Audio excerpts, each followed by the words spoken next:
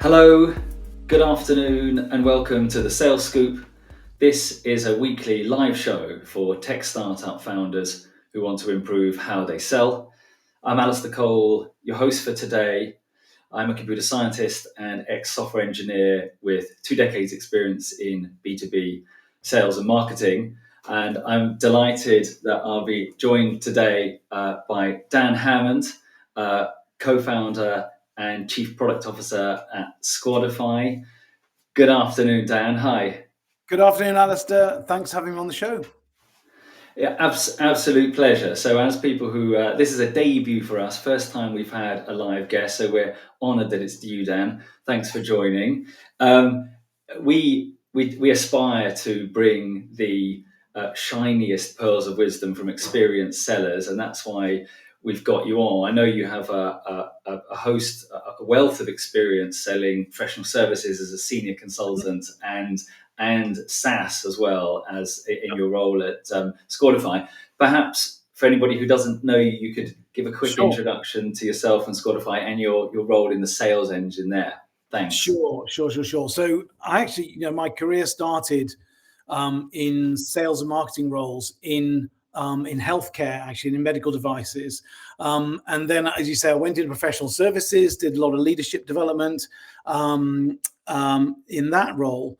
And then we founded Squadify in order to democratize leadership development and teamwork. And sales has been with me all the way through that. In my first role, I was responsible for sales for computer services, and I sort of got my grounding, I think, in the sort of I'm quite old, so late 80s, early 90s in sales. But that stayed with me throughout. Even when I was working with surgeons in medical devices, I was selling. When I went into professional services, same thing. So it's really stayed with me throughout. And now, as the co-founder of Squadify, we're at that stage where we do a lot of founder selling. So I'm out and about, talking to a lot of clients all the time, helping, really hoping to demonstrate the value of Squadify to them and their organizations.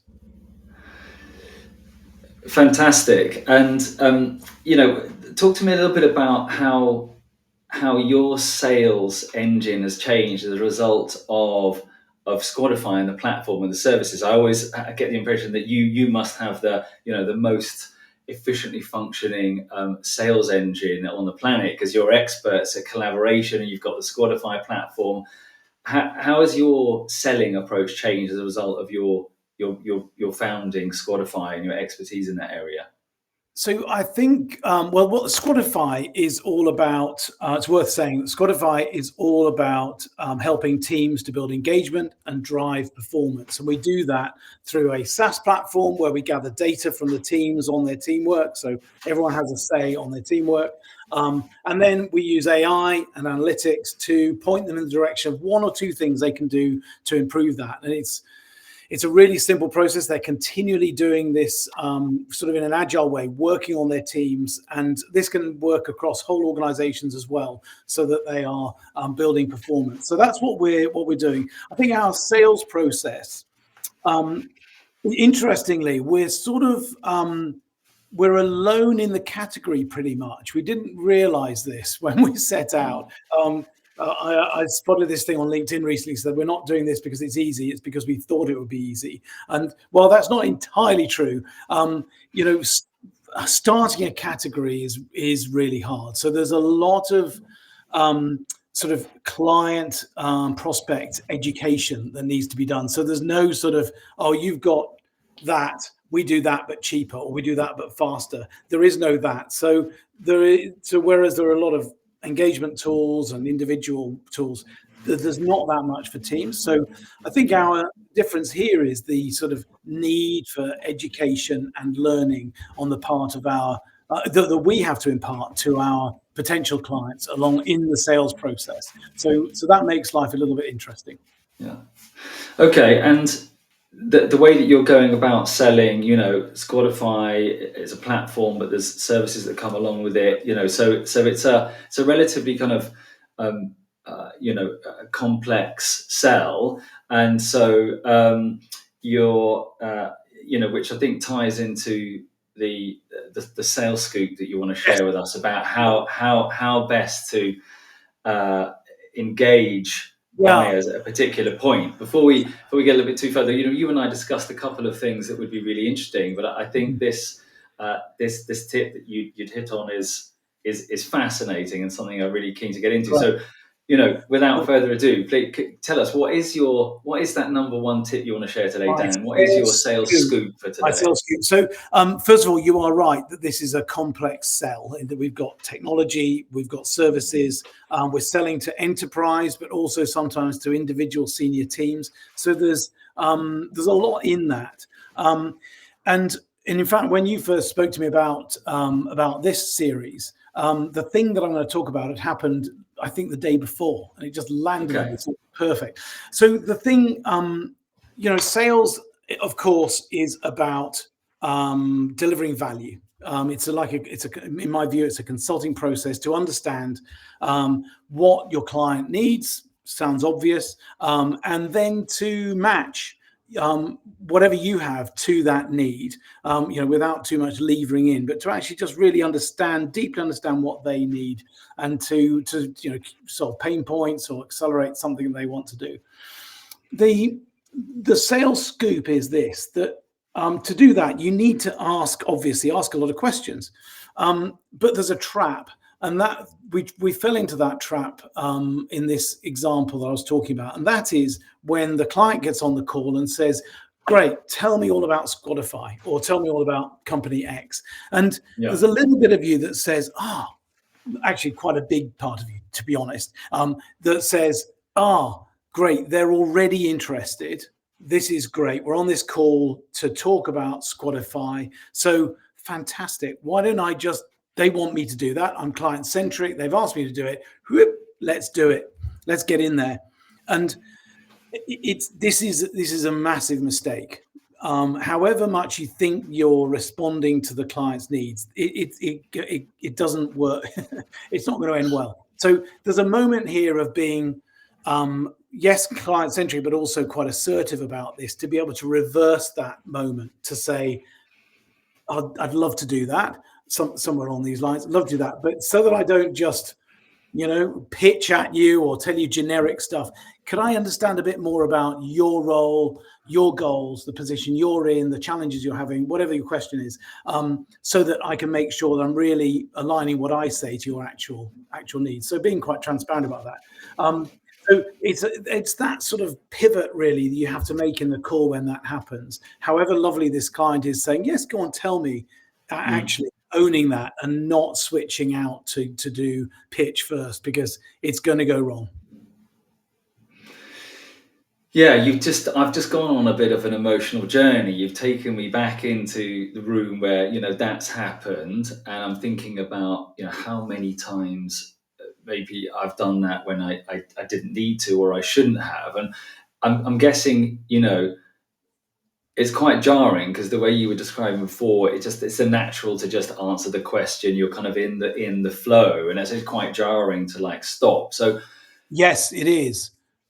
How early are we talking, in your view? Is this we at what point in the meeting? Is this the first meeting? Is this every meeting? What point in the relationship, what point in the meeting would you say? That's a great point. I'm really referring mostly to that sort of crucial first meeting, when you finally get FaceTime with someone, and there's that, and that there's that crucial conversation where you need to do those things, understand their needs, and then fit your offering and your value to it. So that seems to be now, obviously, throughout the sales process, but every time you're almost doing a mini version of that, because their needs will change. You're going to understand more.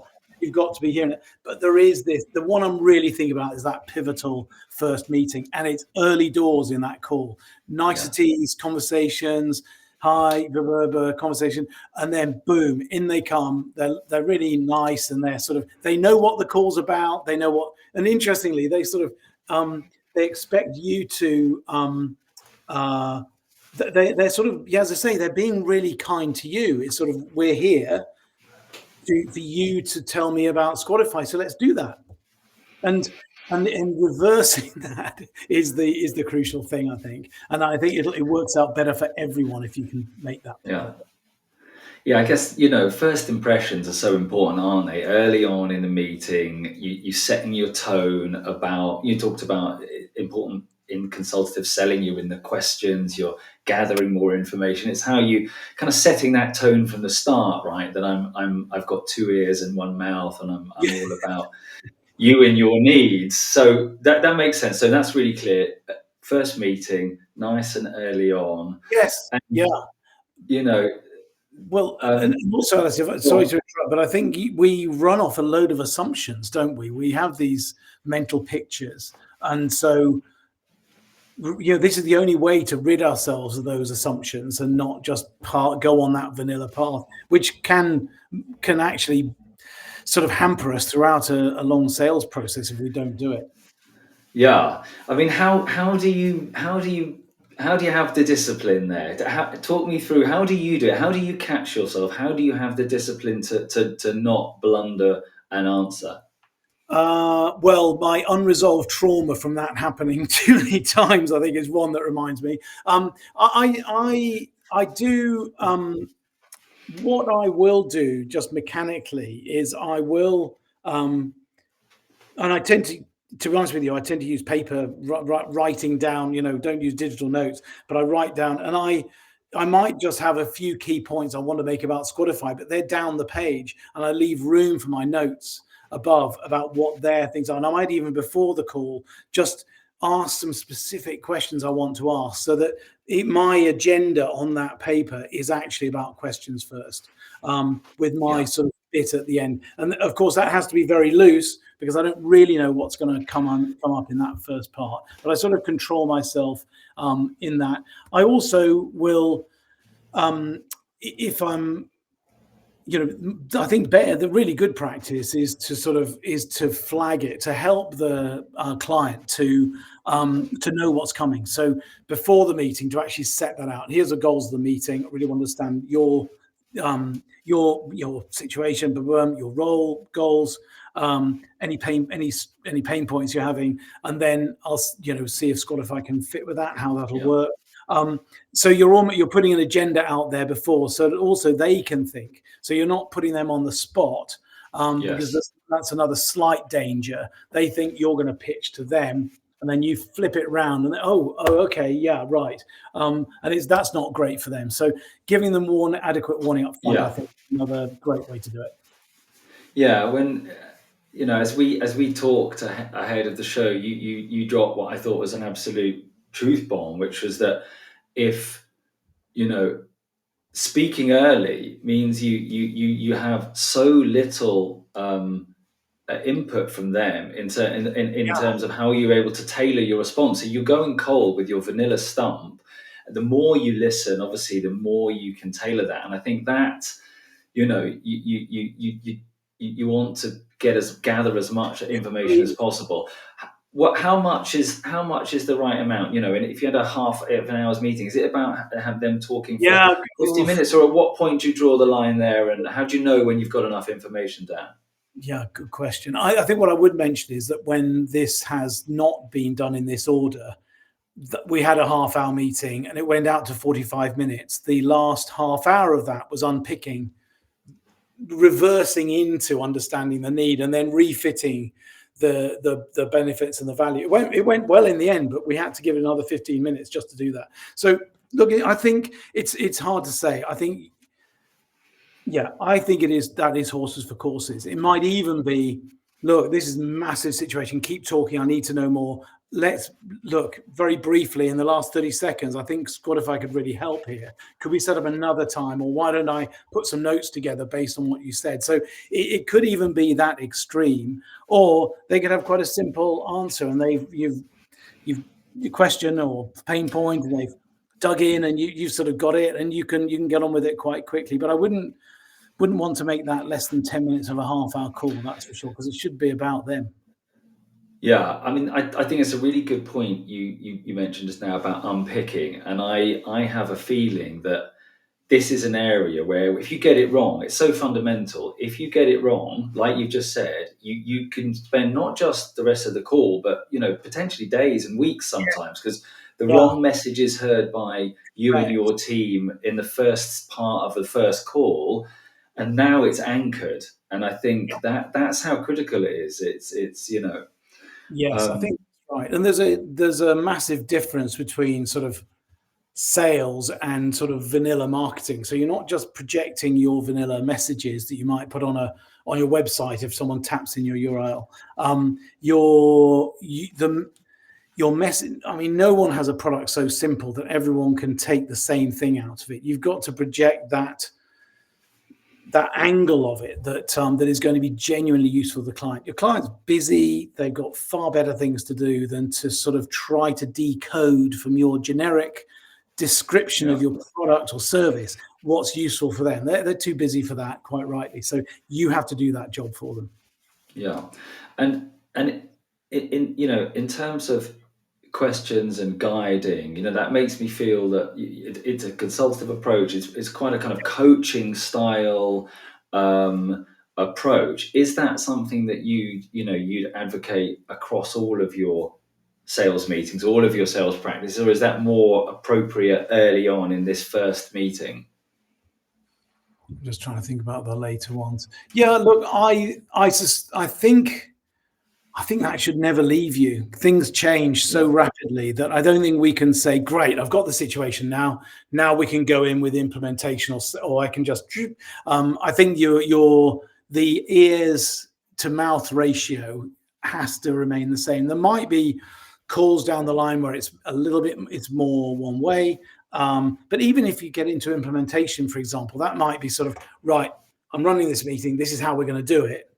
Throughout that, there are going to be signs that is not going to fit the client's schedule, the structure, their cost base, their resources, whatever. So even when you've got a pretty clear thing that you think you're presenting, there's got to yeah. be some awareness of what's happening there.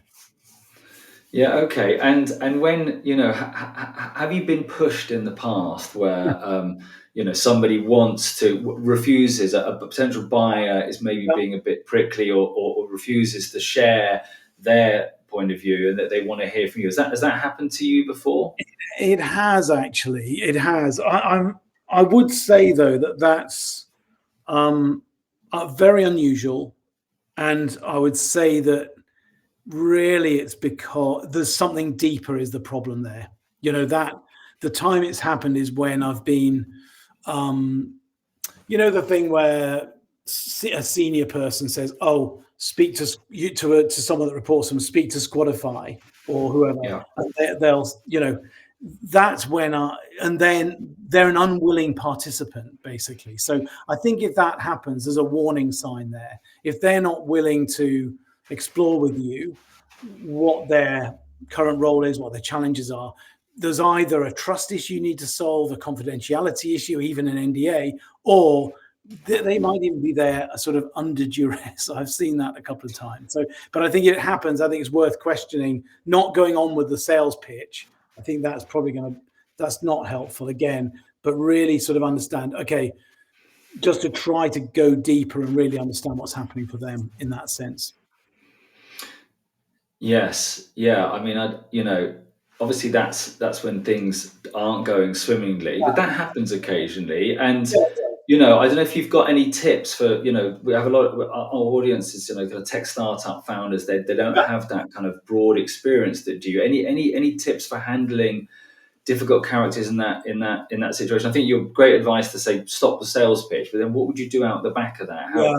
how do you get it back on track?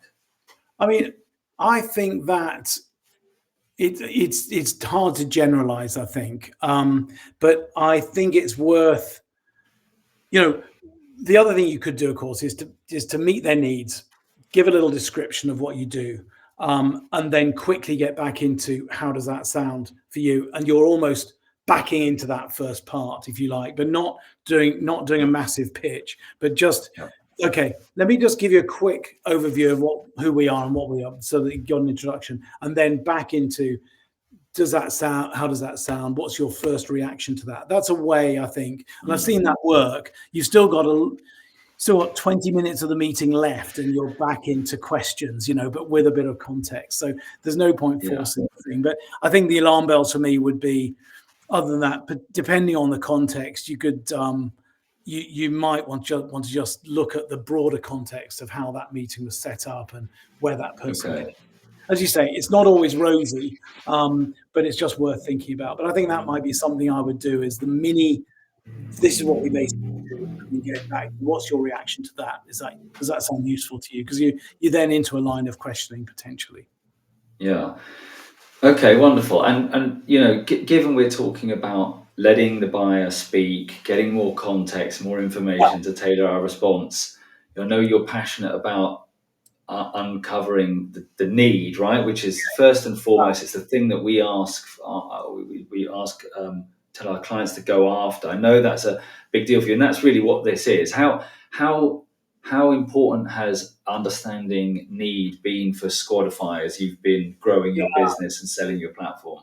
Hugely important, because we can solve a lot of problems, but we can easily, if we talk about solving one problem and they don't have that, or we've understood in a slightly subtly wrong way, then we're going to miss, and they're going to miss the opportunity of solving that problem. And I think the other thing in terms of uncovering the need that I've seen that's really important, and I've fallen into this trap as a founder, is you start hearing about, we're already talking about teamwork and maybe dysfunction or challenges or the need to accelerate or need to close an engagement gap.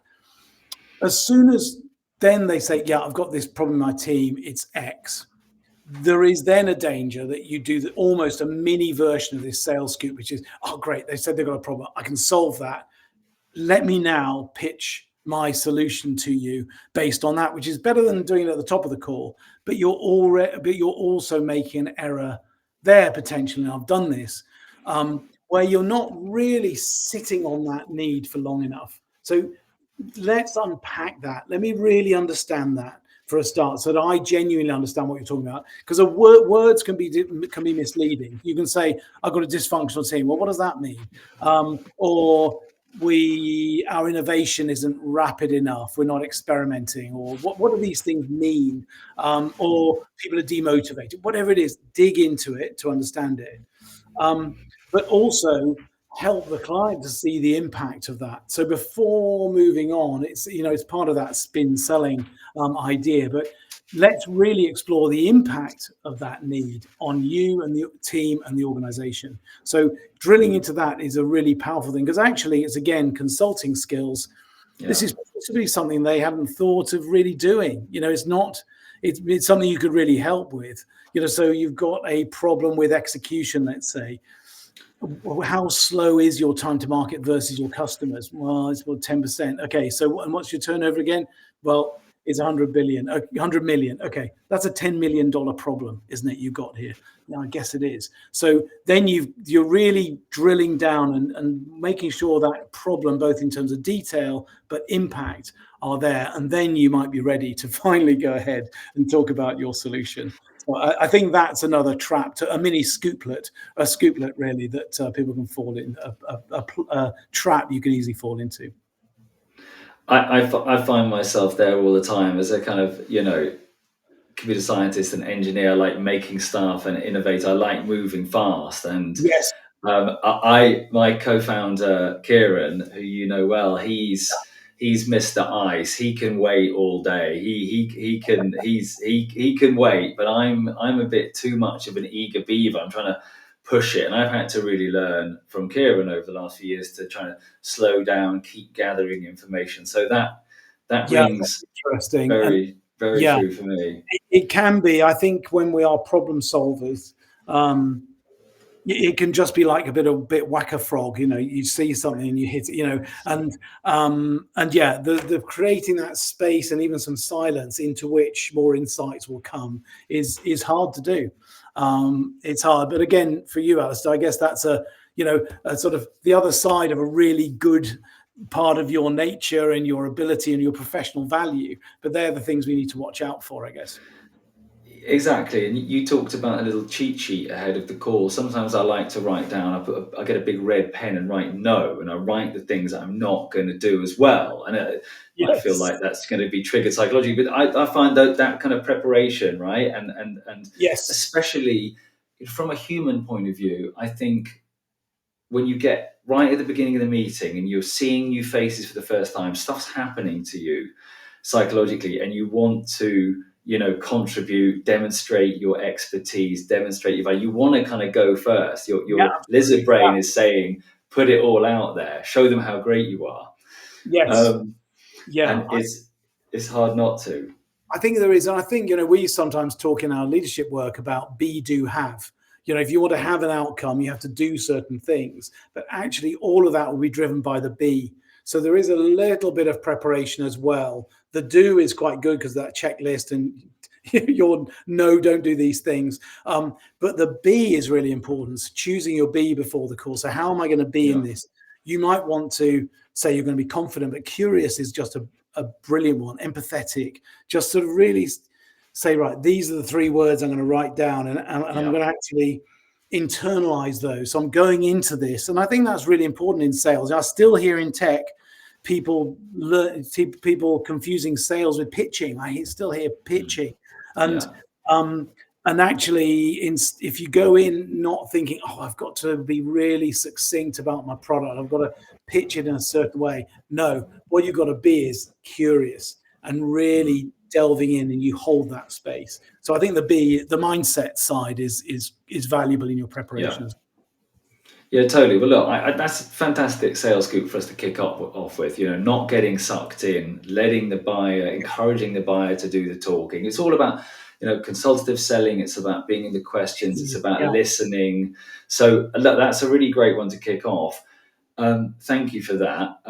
In terms of, we've got a few minutes before we wrap up. I just want to ask you a kind of Squadify question and yeah, understand, it's early November. People are thinking about the end of the year. They're thinking about closing the year off in a more positive, way and wrapping up things well. What are you kind of what would what tips would you give to anybody, listening or watching startup founders about their team, about kind of, um, yeah. what they might be able to do to foster better team collaboration? You're the king of collaboration in my eyes, Dan. What could startup founders be doing to improve that, towards the end of the year?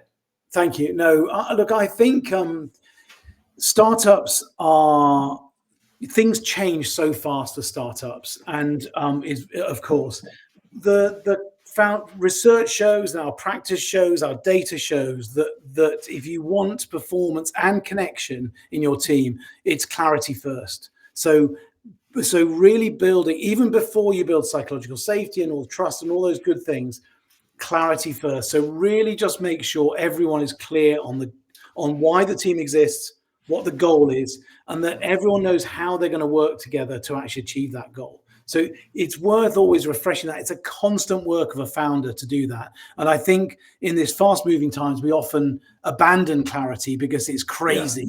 I would encourage people to double down on clarity, just make it more granular, and every month make sure you know exactly what you're doing, and your team will really appreciate it. Then they've got a reason to connect and trust each other.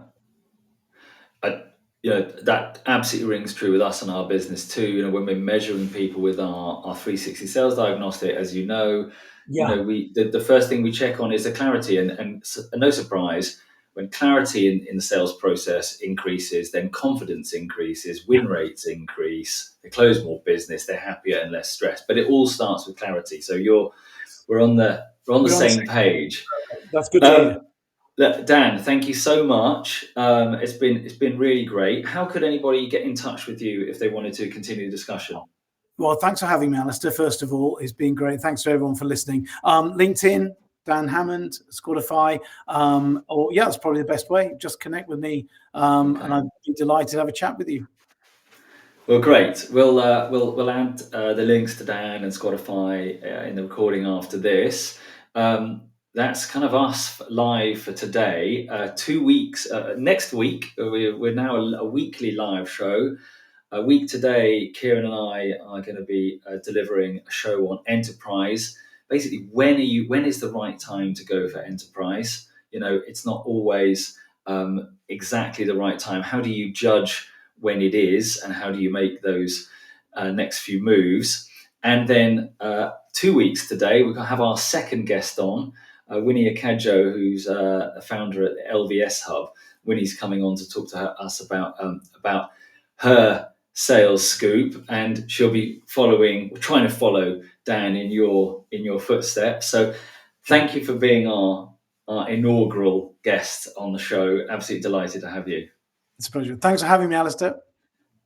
Take care. Have a great day, Dan. Bye, everybody. Bye. Bye-bye. Bye.